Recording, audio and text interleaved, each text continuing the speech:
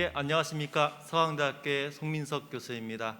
맨날 온라인으로만 하다가 이렇게 오프라인으로 오니까 갑자기 강연하는 게 어색해졌습니다. 이게 교수가 오프라인에서 강연하는 게 어색하다는 게 굉장히 아이러니컬한데요. 이렇게 대면을 하면서 그래도 많은 분을 앞에 두고 이렇게 함께 할 수 있어서 매우 기쁘게 생각합니다. 앞에서 말씀하셨듯이 올해는 IFRS 도입된 지 10년입니다. 한국 공인회계사에는 IFRS 도입 10년을 맞이하여 저희 한국회계학회를 비롯하여 4개 회계학회와 함께 연구를 진행하였습니다. 연구는 작성자 입장, 그리고 감독, 감사, 그리고 공개 신임도 관점에서 연구를 수행하였고요. 저는 작성 입장에서 연구에 대해서 했습니다. 이런 IFRS 10년을 맞이해서 한 번 정도 정리를 하고 넘어간다는 것은 굉장히 뜻깊은 입장인 것 같습니다. 이준일 경희대 교수 그리고 정운석 삼덕 회계법인과 함께 저는 작성자가 바라본 IFRS 10년이라는 관점을 가지고 연구를 수행하였습니다. 시간 관계상 바로 연구로 넘어가겠습니다. 먼저 앞에서 많은 연사분들께서 말씀하셨듯이 IFRS 10년 동안에 매우 많은 변화가 있었다고 말씀해 주셨습니다. 규칙 중심에서 원칙 중심이다. 그리고 기준 재정이 IASB로 넘어갔다. 사실 이거는 많은 논의가 이미 있어 왔기 때문에 더 이상 얘기할 필요는 없는 것 같습니다. 그런데 이것의 의미가 과연 무엇일까에 대해서는 제가 이제 기업들 실무자님들과 이제 얘기를 나눠보고 하면서 조금 다르게 느끼는 부분이 많습니다. 저도 이제 IFRS 도입 5주년 그리고 도입할 때 많은 프로젝트에 이제 개입해가지고 같이 도입에 대해서 논의한 적도 있고 평가한 적도 있었습니다. 그때 아마 5주년 평가 때인가요? 생각만큼 이렇게 재무제표에 반영되는 것은 그렇게 크지 않았다라는 느낌이 많이 들었었습니다. 그리고 이번 인터뷰에서도 기업마다 좀 IFRS 영향이 어떻습니까 하면은 굉장히 좀 다르게 나타나는 경우가 많았습니다. 왜 그럴까 했는데 가만히 생각해 보면은 이 회계 기준이란 부분이 바뀜으로써 재무제표가 바뀐다라는 것이 조금 어색한 부분도 없지는 않습니다. 왜냐하면은 이 회계 기준이라는 것은 기본적으로 기업의 활동을 반영해 주는 것입니다. 따라서 재무제표의 숫자가 바뀐다는 것은 기업의 활동 자체가 바뀌어야 되는데 단순히 기준만으로 이렇게 바뀌어가지고 재무제표 숫자가 바뀐다라는 것은 과거의 기준이 잘못돼가지고 기업의 활동을 제대로 반영 못한다든지, 그렇죠? 그런 경우가 아니면은 발생하지 않습니다. 아시다시피 저희 우리나라는 과거부터 회계 정보를 좋기 위해서 많은 노력을 해왔고 IFRS 도입 이전에도 K갭 시절에도 어느 정도 많은 부분이 그래도 선진화되어 있다고 저는 생각을 합니다. 그런 측면에서 IFRS 도입해가지고 세계 정보가 급격하게 바뀐다라고 기대하는 건 좀 무리가 아닐까라고 했는데 꼭 그런 것만은 또 아닙니다. 왜냐하면은 여기서 규칙에서 원칙으로 바뀐다는 근본적인 변화라는 의미를 저희가 잘 생각을 해봐야 되는데요. 이 기준이란 게 실질적으로 문제가 되는 기업들, 특히 감리라든지 아니면은 특정 사안에 있어서 기준을 적용할 때는 이 규칙 중심하고 원칙 중심이라는 부분이 엄청나게 다른 접근법을 사용합니다. 그래서 산업 전반적으로 모든 기업에게 동일하게 이 회계 기준이 바뀌고 ISB로 넘어가는 기준 재정이 넘어가는 이런 것이 동일하게 영향을 미치지 않지만은 이 회계 기준이라는 부분이 실질적으로 적용을 하고 담당돼서 어떤 이슈가 되는 기업에게 있어서는 이러한 변화가 굉장히 크게 다가갈 수밖에 없는 현실이 분명히 있습니다. 그래서 보면은 이러한 부분에 대해서 기업에 느끼는 체감도도 굉장히 다양을 하고 설문조사와 인터뷰 결과 많은 어려움과 또는 어떤 기업은 크게 변화가 없다라는 경우도 아직 응답이 다양하게 나타났습니다. 또 다른 변화는 지난 10년간의 기업 투명성과 정보 신뢰성에 대한 요구가 굉장히 많이 증가했습니다. 이거는 전 우리나라뿐만 아니라 전 세계적인 추세이고 이에 반응해서 우리나라는 외관법을 개정하는 등 많은 노력을 하고 있습니다. 그리고 IT 기술이 발달하고 비재무적 정보, 최근에는 ESG라든지 서스테이너블 리포트, 지속 가능 경영 보고서라든지 굉장히 비재무적인 요소도 많이 증가하고 있습니다. 이 모든 것들을 한마디로 요약한다면은 더 많은 기업에 대한 투명한 정보 그리고 의사소통을 요구한다라고 얘기할 수 있을 것 같습니다. 그런데 제가 이 프로젝트를 시작하면서 한 가지 들었던 생각은 뭐였냐면은, 자 그러면은 이러한 변화 속에서 기업들은 이러한 변화를 어떻게 바라보고 어떠한 어려움을 겪고 있을까? 꼭 어려움이라고 하긴 어렵고요. 그냥 어떤 식으로 지금 바라보고 있을까라는 한번 의문이 들었고, 한번 과거에 있던 연구를 한번 쭉 봤습니다. 그런데 놀라웠게도 기업 입장에서 이걸 어떻게 바라보니, 이런 부분에 어떻게 느끼냐라는 연구가 의외로 없었습니다. 그러면서 저도 연구자로서 반성을 한 게, 너무 우리가 기업을 변화의 대상으로만 보지 않았나. 사실 이러한 회계 정보에 실질적으로 변화를 이끌어가고 개선을 시켜야 할 주체는 기업입니다. 기업이 정보를 생산을 하고 그리고 외부와 소통을 하고 기업을 위해서 하는 부분인데, 너무 대상으로만 보지 않았나라는 반성을 하고, 그러면은 이 실행의 주체, 그 정보를 상산하는 실행의 주체로서 과연 이런 변화를 어떻게 바라보고 있는가, 그리고 아까도 말씀드렸듯이 다른 주체들, 감사인, 감독기관과 시각적인 어떠한 차이가 존재하는가, 그런 거를 한번 체크해 보는 것도 필요하지 않을까라는 생각이 들었습니다. 그래서 많은 연구 부분이 있었지만은 본 연구에서는 다음과 같은 내용에 대해서 좀 오늘 발표를 하고자 합니다. 첫 번째로는 우리 IFRS 이후에 우리 회계 기준이 어떤 식으로 이 재개정이 되어 들어가는가, 그리고 그 와중에서 기업이 어떠한 인풋 아니면 개입, 관여 또는 참여라고 해야 되겠죠. 참여가 좋은 단어 같습니다. 참여하는 게 맞는가, 지금 현상 어떤가, 그런 부분을 보고요. 두 번째는 실무에서 그러면 IFRS 적용하면서 어떠한 어려움이 있는가라는 부분을 한번 알아보도록 하겠습니다. 마지막으로, 그리고 기업들이 과연 이러한 회계와 관련된 많은 제도와 그 기준의 변화에 대해서 어떠한 인식을 갖고 있는지에 대해서 설문조사한 것과 인터뷰를 중심으로 소개해 드리도록 하겠습니다. 먼저 지난 10년간의 주요 기준이 있었던 재개정 상황을 한번 이렇게 요약해 봤습니다. 요거 외에도 아주 많은 부분이 있었습니다. 많은 기준 제정이 있었는데요. 2011년 IFRS 도입을 시작으로 해서 2014년에 연결 회계 기준이 개정이 되었고요. 공동가치 측정도 이제 개정이 되었습니다. 아마 2018년이 가장 큰 변화가 많았는데요. 수익 기준서, 금융 기준서 같은 아주 굵직굵직한 기준서가 개정이 되었고, 2019년도에는 리스 기준서가 이제 개정이 되었습니다. 그리고 2023년도에는 보험 기준서가 이제 확정돼서 공표될 예정이고, 이러한 제가 말씀드린 기준서는 완전히 기준서 자체가 완전히 바뀌어서 굉장히 큰 IFRS는 메이저 어멘드먼트라고 해가지고 중요한 이제 개정 과정입니다.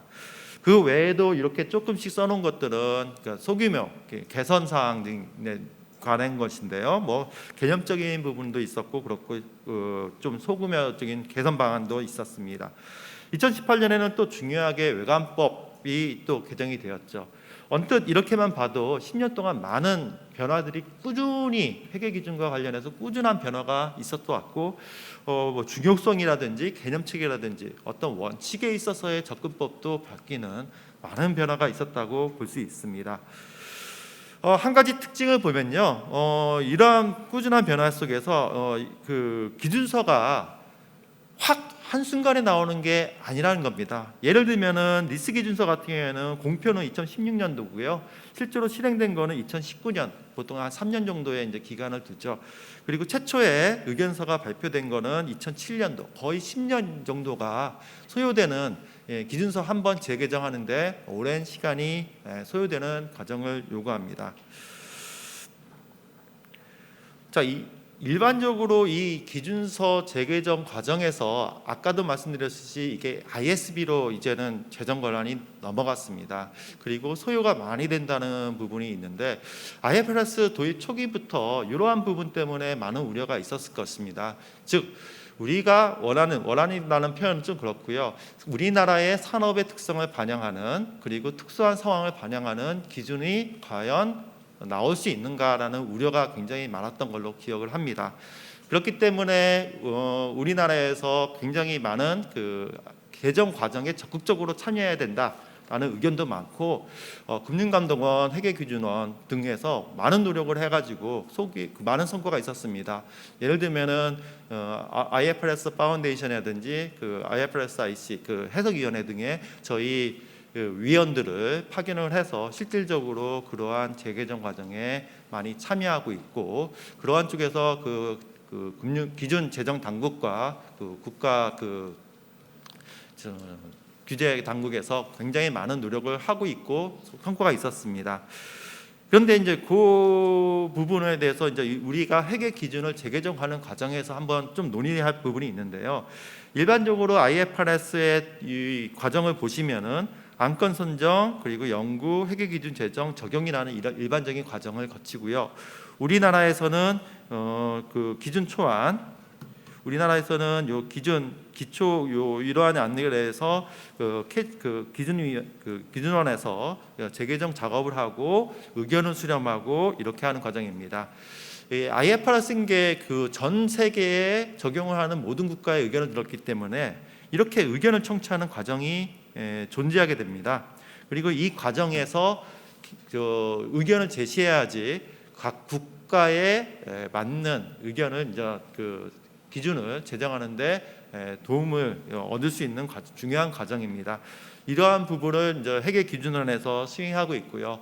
저 역시도 이제 기준원과 함께 이런 부분에 대해서 함께 일하면서 많이 의견을 청취하고 있습니다. 그런데 안타깝게도 요게 이 공개 초안에 대해서 의견이 오는 게 현재 산업에서 오는 의견이 너무나 적은 현실입니다. 평균적으로 2.2건입니다. 그리고 그 2.2건에서 오는 부분의 상당 부분이 회계 감사 법인으로부터 오는 경우고, 기업으로부터 직접적으로 오는 경우는 굉장히 적은 현실입니다. 아까도 말씀드렸듯이 이 기준 개정 과정이 있는데요. 이 공개 초안이라는 단계는 또 이 단계입니다. 즉 기준서가 이미 확정됐고 이미 거의 90% 이상 확정된 상태에서 좀 고칠 게 있냐, 마이너리즘밖에 안 되는 상황입니다. 우리나라 또는 기업의 특성을 반영하기 위해서는 이 앞 단계에서 의견이 들어가야 되는데요. 기준원에서 많은 노력이 있음에도 불구하고 이 앞 단계에서 이 기업들이 거의 참여가 적은 상황입니다. 또 그 기업들이 또 참여가 적다는 거에 대해서 안타깝겠지만 기업의 잘못이다라고 말할 수도 없는 상황입니다. 그 이유에 대해서는 뒤에서 좀 말씀드리겠습니다. 어쨌든 이러한 중요한 과정에 있어서 현재 전 단계에서 사전적으로 기준서에 적극적으로 개입을 해서 우리나라의 특성, 산업 특성을 반영하는 기준이 나올 수 있도록 해야 된다는 부분에서 약간 그 어려움이 있다는 점을 일단 말씀을 드려야 될 것 같습니다. 두 번째로는 그러면은 기준서를 한번 적용하는데 어떠한 영향이 있냐라는 부분을 한번 알아보도록 하겠습니다. 다 아시겠지만은 이 기준서라는 부분이 한번 재개정이 되면은 아까도 말씀드렸듯이 기업의 경영 활동이 바뀌지 않는다면은 크게 영향이 없다라고 말씀드렸는데 어떤 부분에서는 꼭 그렇지만도 않습니다. 예를 들면은 연결기준서 같은 경우에는 도입 초기부터 큰 이슈가 됐었는데요.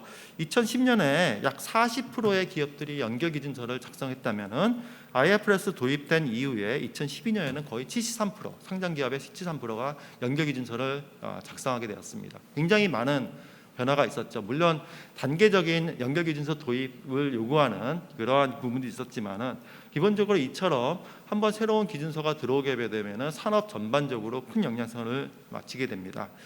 금융상품 기준서 같은 경우도 좀 재밌는 결과가 좀 많이 나왔습니다.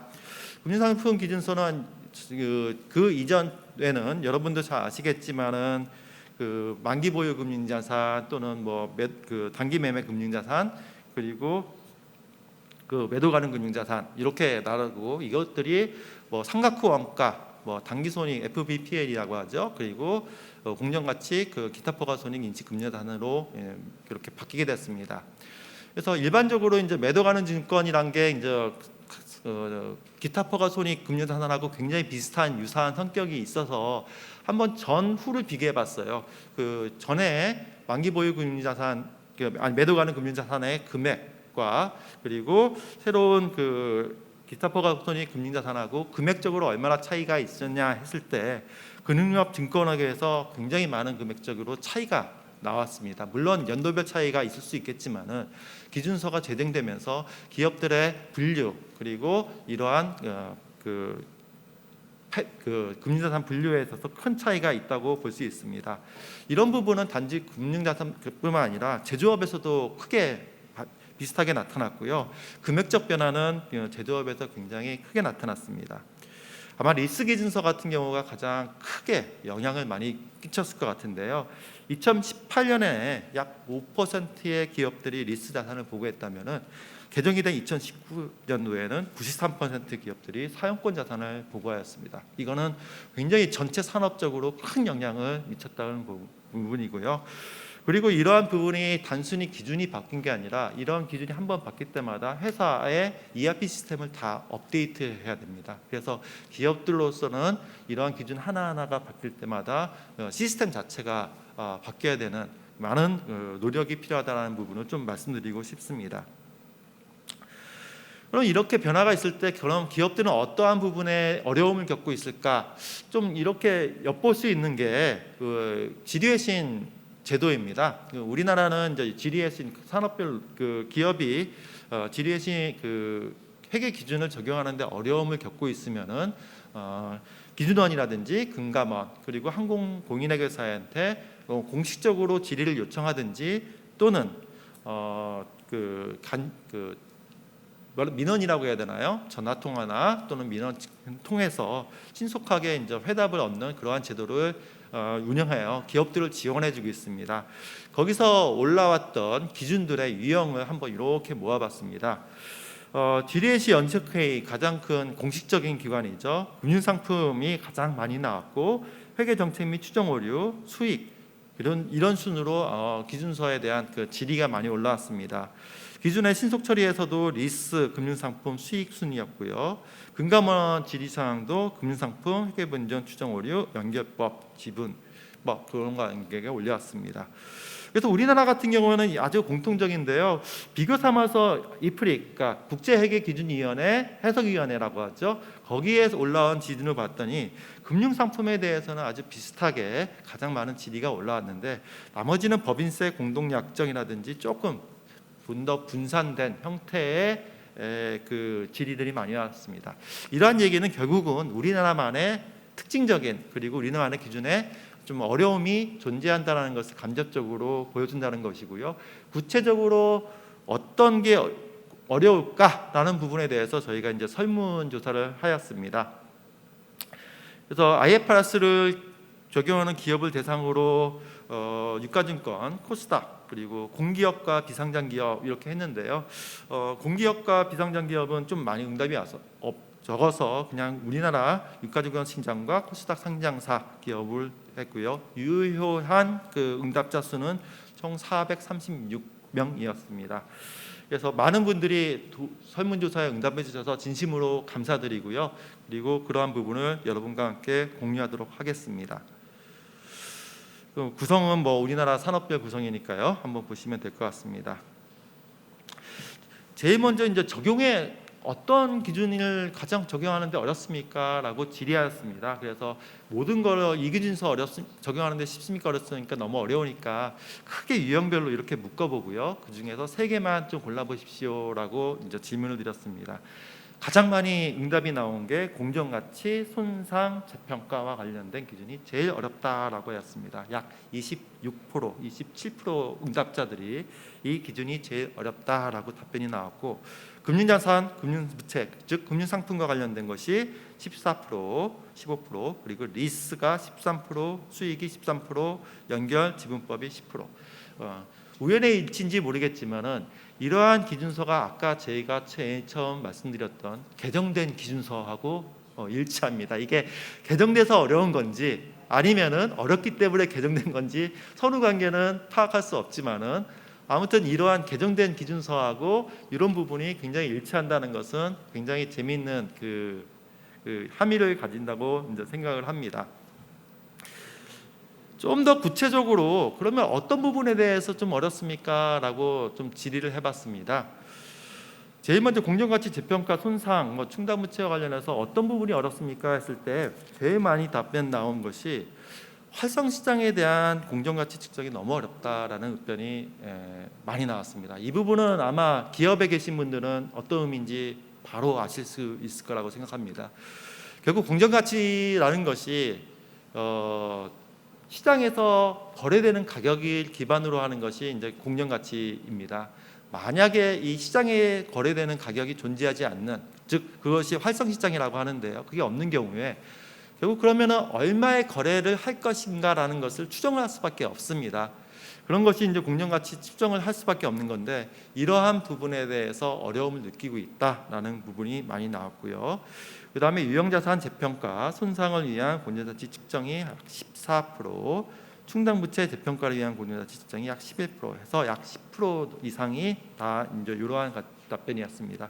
결국은 언뜻 보시면 알 수 있겠지만 첫 번째로는 공정가치 측정, 두 번째로는 손상과 재평가를 위한 측정, 어떤 측정 방법에 대해서 굉장히 어렵고, 거기에 이제 기타로 온 코멘트를 좀 보시면은 조금 어떠한 의미인지를 뉘앙스를 잡을 수 있을 것 같습니다. 사례와 작성 지침이 부족하다, 또는 연준 자회사 결손으로 한 손상이 어렵다, 종속기업 투자 손상이 어렵다. 결국은 손상과 관련된 공정가치 측정에 대해서 굉장히 어렵다라는 의미로 해석하면 될 것 같습니다. 금융상품, 파생상품, 위험회계와 관련해서는 복합금융상품, 복합계약의 회계 처리에 대해서 어려움을 많이 호소하고 있었습니다. 저도 이거는 굉장히 좀 놀란 결과인데요. 의외로 우리나라 상장사 기업들이 복합금융상품에 대해서 사용을 많이 하고 있는 것 같습니다. 그리고 그러한 회계 처리에 있어서 어려움을 많이 느끼고 있고, 금융자산 분류, 단기손익이냐 기타포괄이냐 삼각형 원가, 요거가 아마 2018년 금융기준서 바뀌면서 가장 큰 변화가 있었는데요. 이러한 부분에 대해서도 좀 어려움을 겪고 있다라고 답변이 나왔고, 역시 여기서도 마찬가지로 손상, 즉 기대신용 손실 인식과 측정에서도 20%의 답변이 나왔습니다. 수익과 관련돼서는 이제 재미있는 결과인데요. 기간에 걸친 수익 인식이냐 한 시점의 수익 인식이냐, 옛날로 하면은 이게 진행 기준이냐 아니면 완성 판매 기준이냐 하는 수익 기준인데요. 이런 부분에 대해서 답변이 굉장히 많았습니다. 약 48% 정도가. 그리고 단일이냐 별도냐, 수익을 총액이냐 순액이냐, 이런 부분도 많이 나왔습니다. 이게 여기 많은 계신 분들이 제가 듣기로는 공인회계사분들과 기업 실무자를 드시는 분들이 많아서 이게 무슨 말인지는 다 이해하실 거라고 생각을 하지만은 좀 첨언을 좀 해드려야 될 것 같습니다. 만약에 회계적 지식이 없으면은 이게 무슨 말이냐 하는 답변이 나올 수 있을 것 같은데요. 결국 수익이란 것은 기업이 매출, 즉 돈을, 그러니까 재화와 용역을 팔았다라는 것을 이제 기록하는 과정이라고 볼 수 있을 것 같습니다. 그래서 이 수익을 해서 재화 용역을 제공할 때 이게 기간에 걸쳐서, 예를 들어서 청소 용역이라고 하죠. 청소 용역 같은 경우는 기간에 걸쳐 가니까 용역을 계속 제공을 하면서 수익을 인식하는 것이 기간에 걸친 수익 인식이고요. 물건을 팔았을 때는 팔아 넘기는 과정, 그 순간에 이제 수행 의무를 이행했으니까 그 한 시점에 인식하는 수행 의무입니다. 근데 이제 점차적으로 산업이 발달하고 복잡해지면서 이런 부분이 굉장히 혼합된 형태가 굉장히 많습니다. 대표적인 예로 여러분이 아시는 핸드폰 같은 경우에는 이 핸드폰 하나만 하더라도 여러분이 부가 서비스라든지 또는 통신 또는 인터넷 공급 서비스가 복합적으로 돼서 하나의 상품으로 여러분한테 제공이 되는 경우가 많습니다. 그러면 단순히 하나의 핸드폰을 구입하였다 하더라도 그 안에 각각에 대한 서비스에 대해서 각각의 수익을 인식해야 되고, 그 각각의 서비스가 한 시점에 제공될 수도 있고 기간에 걸쳐 제공될 수 있고 이게 다 다르게 회계 처리를 해야 되는 것이 현재 상황입니다. 그러한 업무 점점 그러니까 결국은 여기서 나온 부분이 결국은 어떤 의미냐면은 그 기업이 제공하는 재화와 서비스가 복잡해지면 복잡할수록 그 수익을 인식하는 과정이 굉장히 어려워졌다라고 이해하시면 될 것 같습니다. 리스 같은 경우에는 아까 보셨듯이 굉장히 큰 영향을 미쳤는데요. 가장 어려운 부분이 사용권 자산과 리스 부채 측정입니다. 요거는 기준의 어려움이라기보다는 여기 보셨으면 아시겠지만은 아까 뒤에서도 나오시겠지만은 기본적으로 이 전에는 인식하지 않았던 새로운 사용권 자산과 리스 부채를 인식하면서 재무제표 자체가 숫자가 바뀌고 기업의 재무 비율이 바뀌면서 굉장히 혼란과 그리고 계획했던 것과 다른 그런 부분이 나와서 어려움을 겪고 있는 것으로 보여집니다. 그리고 단기 리스, 사용권 자산, 리스 부채 여부 판단과 할인율 결정 같은 경우는 실질적으로 리스를 측정하는 데 있어서의 어려움을 이야기한다고 할 수 있습니다. 연결 및 재무 별도 그리고 관계회사 지분법 적용과 관련해서는 재무제표 작성 자체가 어렵다라는 응답도 꽤 많이 있었습니다. 결국 IFRS 도입 10년 후에 연결 재무제표 도입된 지가 이제 10년인데 아직도 이제 재무제표 작성에 어려움이 있다라고 이제 답변이 나왔는데 제 개인적인 경험과 개인적인 그 기업과의 그 면담 결과에 의하면은 해외 자회사에 있는 경우 굉장히 이러한 부분이 어려움을 겪고 있는 것 같습니다. 왜냐하면 시스템적으로 해외 자회사 같은 경우에는 그 국내 ERP 시스템과 연동이 되어 있지 않는 부분도 있고 수기로 올라가야 되는 부분도 있기 때문에 그러한 부분에서 이 작성 어려움, 재무제표 작성 자체가 어려운 게 아니라 데이터를 모으고 한 곳으로 하는 그 부분이 좀 어려운 부분이 있고 그리고 실질 지배력과 유의적 판단력은 이게 지분법이니 연결 대상이니 하는 판단이기 때문에 그러한 정성적 판단에 대해서도 많은 이슈가 있었습니다. 그리고 투자법 별도 재무제표에서 투자법, 지분법 공정가치 적용 여부와 영업권 측정 최초 시점에 그런 부분에 있어서도 어려움이 있었다라는 답변이 나왔습니다. 자, 여러분이 쭉 한번 보셨듯이 기본적으로 굉장히 측정과 관련된 어려움을 많이 겪고 있구나라는 것을 아마 느낄 수 있을 겁니다. 그래서 구체적으로 기업들에게 이렇게 느끼는 어려움의 근본적인 원인이 무엇입니까? 라는 부분을 질의해봤습니다. 제일 많은 답변이 수행한 회계 처리에 대해서 입증 자료, 근거, 회계 처리에 요구되는 부가적 시간, 노력이 많이 든다라는 답변이 굉장히 많았습니다. 그리고 회계 처리를 위한 추정과 판단할 부분이 많고 기준서가 명확한 지침을 제공하지 않아 기준서 자체의 해석 및 적용이 어렵다. 요 1, 2, 3번 모두가 결국 한마디로 얘기하면 기준서가 현재까지 명확한 기준이 없기 때문에 기준서에 기반하여 회계 처리를 수행하기에는 조금 부족하다. 그렇기 때문에 다른 부분에 이러한 부분을 자기네들이 기업들이 한 회계 처리를 뭐라고 했나요? 백업할 수 있는 추가적인 작업이 굉장히 많이 소요되고 그러한 부분이 굉장히 좀 힘들다라는 의견으로 아마 이해하면 될 것 같습니다.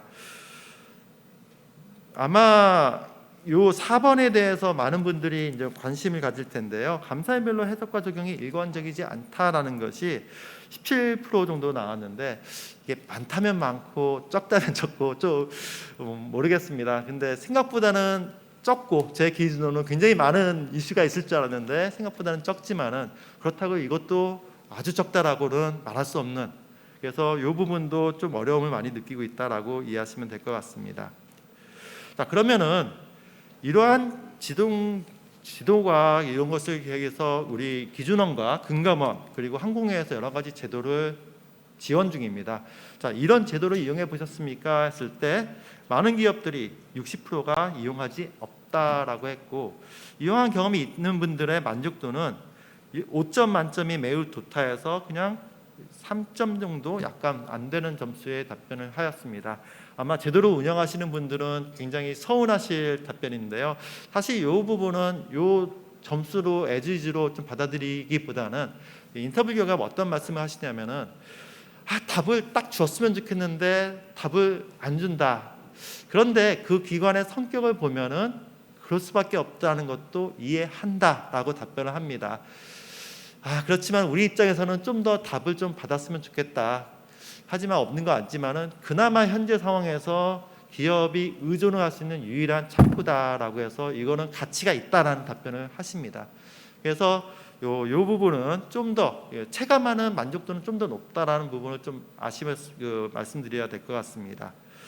뭐 제도를 이용하지 않은 이유에 대해서는 한번 읽어보시면 될 것 같고요. 넘어가도록 하겠습니다.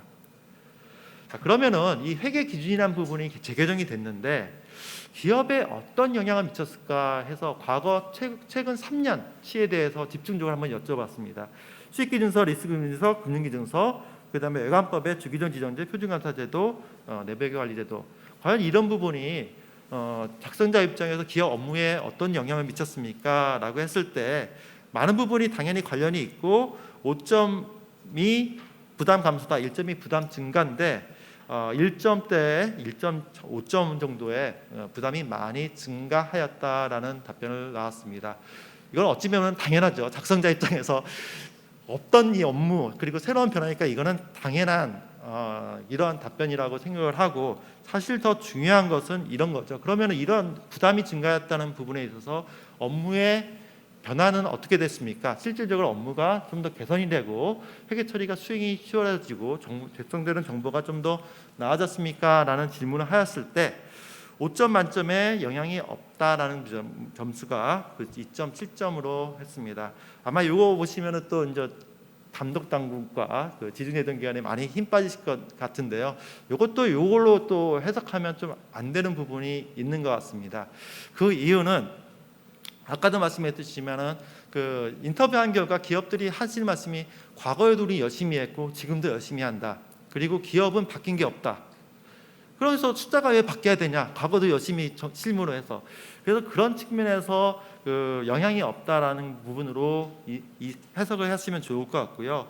다만 여기서는 1점대였지만은 업무의 증가가 여기에서는 2점대로 올라간 것은 비록 업무의 부분은 증가됐지만은 실질적으로 이러한 부분에서 업무에서 약간의 향상된 부분은 있다라고 해석을 하면 좋을 것 같습니다. 그러한 해석이 나오는 부분은요, 요 질문하고 관련이 있는데요. 그럼 이러한 변화가 전반적으로 평가했을 때 어떠한 영향을 미쳤습니까? 라는 부분을 질문했을 때 회사의 전반적인 재무제표 작성 능력이 5점 만점에서 4점으로 많이 증가했다. 그리고 경영자의 회계 인식도 굉장히 증가하였고 감사위원회 내부 회계 기율도 실질적으로 돌아가기 시작하였고 회계 인력 충원이라든지 자원 투입도 많이 증가했다라고 평가를 하고 있습니다.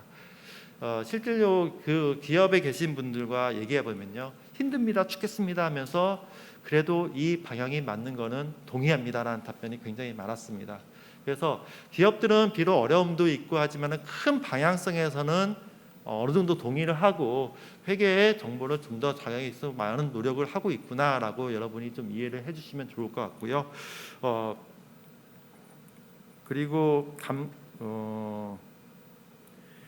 작성 비용 측면에서 요거는 한번 좀 여러분하고 공유를 할 필요가 있을 것 같아서 이제 가져왔습니다. 아마 감사 비용을 제공하고 얼마가 늘었냐 했을 때 아까도 보셨듯이 상당 부분이 거의 감소했다는 것보다는 많이 증가했다. 물론 이제 기업 입장에서 이게 했기 때문에 숫자적인 측면보다는 감사 비용 이외에도 추가적인 리소스 투입은 많이 있다라고 여러분이 이해해 주시면 좋을 것 같습니다. 자, 그리고 아까 나왔던 한국 회계 기준의 의견 수거 과정에 의견을 제시한 적이 있습니까? 라는 질문을 마지막으로 던졌는데요. 많은 기업들이 아까 말씀드렸듯이 알고 있었으나 업무 등의 이유로 여력이 안 되어 참여 안 했다라는 답변이 굉장히 많았습니다. 그리고 의견 수렴 제도가 있는지 몰랐다가 24%였고 알고 있었으나 참여에도 영향 없다는 의견도 17%였습니다.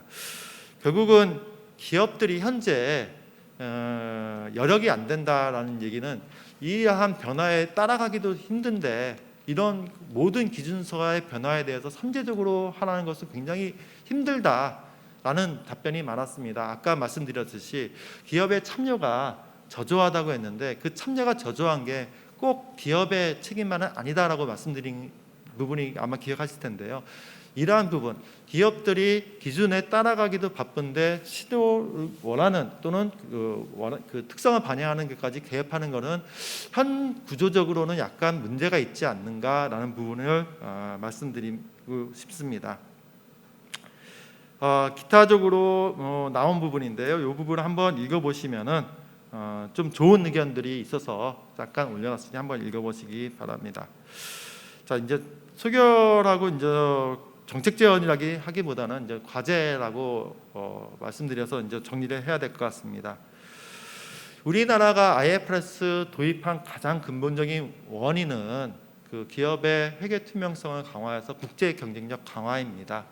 그리고 외관법 개정도 마찬가지로 그러한 IFRS 도입해서 국제 경쟁력을 강화하고 했음에도 불구하고 그러한 성과가 안 나타남에 따라서 좀 더 강한 입장을 취한 것으로 이해하고 있습니다. 인터뷰 결과와 그 기업 실무자의 하면은 그러한 취지에 대해서 굉장히 잘 이해하고 있는 것으로 보여집니다. 일단은 가장 인상적인 답변은 재무제표 작성은 이제 기업의 책임이라는 것은 다 이제 인식을 했다. 그래서 이러한 변화는 실무자들은 맞다, 이거는 맞는 방향이다라고 얘기를 하고 있고, 그리고 실무적으로도 재무제표 작성에 굉장히 많은 기업이 노력과 투입을 하고 있다라고 얘기를 하고 있습니다. 이러한 측면에서 기존의 IFRS 도입과 외관법 개정에 목표로 했던, 즉 기업의 투명성을 위한 그 인커리지먼트, 그런 노력은 어느 정도 성과를 보인 측면이 있다라고 판단합니다. 다만 기업마다 약간 느끼는 어려움이 있는 것은 또 현실인 것 같습니다. 따라서 이제 우리한테 주어진 과제는, 자, 그러면은 기업이 느끼는 부담감을 감소시키면서 이러한 어떤 성과를 어떻게 하면 좀 더 극대화시킬 것인가, 그것이 이제 우리한테 주어진 과제가 아닐까. 즉 제도의 효과성과 효율성을 어떻게 하면 좀 더 높일 수 있는가, 그런 것을 이제 모색할 단계가 아닌가라고 생각합니다. 그래서 제가 생각하는 과제는 크게 세 가지입니다. 첫 번째, 기업들이 가장 어려워하는 것은 회계 처리의 불확실성에 대한 해소 방안입니다. 기업들은 얘기합니다. 우리 아무런 인텐션 없습니다. 쉽게 그냥 회계 처리의 그 기준이 명확치 않은 부분이 있기 때문에 이거에 대해서 좀 명확한 기준을 따라서 기준만 정해지면 그대로 하겠다, 그러한 특정한 목적이 없다라고 얘기함에도 불구하고 아무런 지침이 없고 방향이 없어서 참 힘들다라는 부분을 많이 하소연합니다. 이러한 부분에 대해서는 기업들도 쉽게 불확실성을 제거할 수 있는 방안을 모색해줘야 되는 게 아닌가라는 생각을 합니다. 그래서 가장 급하게는 이러한 장치들, 어떻게 하면 어떤 특정 이슈에 대해서 기업 회계 처리의 추정과 불확실성에 대해서 종결을 짓고, 그리고 그 다음 단계로 넘어갈 수 있는 길은 터져야 되지 않을까, 그런 부분을 한번 모색할 필요가 있다라고 생각합니다. 이 부분은 기업, 감사인, 감독당국 모두 다 합심을 해서 컨센서스만 이룬다면 충분히 가능한 단기 내에 이룰 수 있는 과제라고 생각을 합니다. 두 번째로는 좀 더 중장기적인 건데요. 제도의 효율성과 효과성을 위한 방안을 모색할 필요가 있다는 것입니다. 아시겠지만은 지금 우리나라의 회계 기준과 제도는 모두 일괄적입니다. 즉 모든 기업이 동일하게 똑같이 다 잘해라라는 것인데, 사실 기업마다 리소스가 다르고 투입되는 자원의 양도 다릅니다. 이것을 모두 한꺼번에 바꾼다는 것은 쉽지 않은 과제입니다. 따라서 기업의 특성에 맞는, 그리고 단계적에 맞는, 어떻게 하면 점진적으로 발전시키는 방안이 무엇이 있을까라는 부분을 모색할 필요가 있고요. 마지막으로는 그 회계 기준에 대한 산업 의견이 반영될 수 있는 방안인데, 이거는 기업 쪽 측면에게 제가 좀 산업에 대해 요청을 드리고 싶습니다. 단지 기업의 책임으로 참여하는 것은 기업의 책임이야라고 놔두는 것은 정답이 아닌 것 같습니다. 기업들도 적극적으로 자신의 의견과 그런 반영할 수 있는 부분을 모색할 필요가 있고요. 그리고 개별 기업이 그런 부분을 하기 힘들다면은 이러한 것을 반영할 수 있는 어떤 기구라든지 그런 방안을 한번 모색하는 것도 방안이 될 수 있다고 생각을 합니다. 그래서 새로운 기구를 통해서 사전적으로 제도를 연구하고 이러한 의견을 제시하는 기구를 한번 창설해보는 것도, 모색해보는 것도 좋은 방안이 되지 않을까 생각합니다. 이상으로 발표를 마치겠습니다.